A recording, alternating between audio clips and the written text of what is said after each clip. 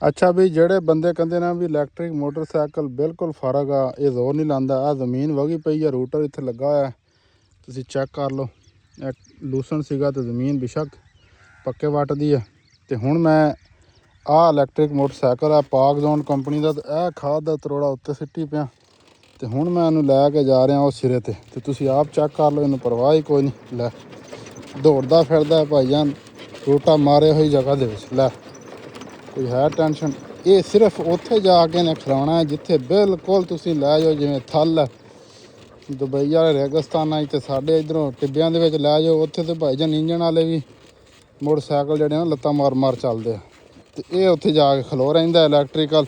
ਲੇਕਿਨ ਆਮ ਜਿਹੜਾ ਨਾਰਮਲ ਕੱਚੇ ਰਸਤੇ ਹੁੰਦੇ ਇਹਨਾਂ ਤੇ ਬਈ ਇਹ ਚੱਲਦਾ ਆ। ਦੇਖੋ ਬਿਹਤਰੀਨ ਮੈਂ ਜਨਾਬ ਲੈ ਕੇ ਆਪਣਾ ਸਮਾਨ ਖਾਦ ਦਾ ਗੱਟੂ ਉੱਤੇ। ਇਹ ਕਮਾਦ ਦੀ ਫਸਲ ਹੈ, ਇਹਨੂੰ ਮੈਂ ਖਾਦ ਪਾਉਣ ਲੱਗਾ। ਤੇ ਬਿਹਤਰੀਨ ਯਾਰ ਗੱਡੀ ਆ। ਅੱਜ ਕੱਲ੍ਹ ਦੇ ਜਿਹੜੇ ਹਾਲਾਤ ਨੇ ਪੈਟਰੋਲ ਡੀਜ਼ਲ ਦੇ, ਤੁਸੀਂ ਇਹਦੇ ਵੱਲ ਆਓ। ਖਾਸ ਕਰ ਜਿਹੜਾ ਲੋਕਾਂ ਦਾ ਰੋਜ਼ ਦਾ ਸਫ਼ਰ ਹੈ, ਦੁਕਾਨਦਾਰ ਨੇ, ਬਿਜ਼ਨਸਮੈਨ ਨੇ, ਛੋਟੇ ਮੋਟੇ ਜਿਹੜੇ ਲੋਕ ਨੇ ਕੰਮ ਕਰਨ ਵਾਲੇ, ਮਜ਼ਦੂਰ ਤਬਕਾ, ਦਿਹਾੜੀ ਦਾ 600-700 ਦਾ 1000 ਦਾ ਤੁਹਾਡਾ ਪੈਟਰੋਲ ਲੱਗਦਾ, ਤੇ ਤੁਸੀਂ ਇਹੀ ਜਨਾਬ ਫਰੀ ਇਹਦੇ ਮਜ਼ੇ ਲਵੋ।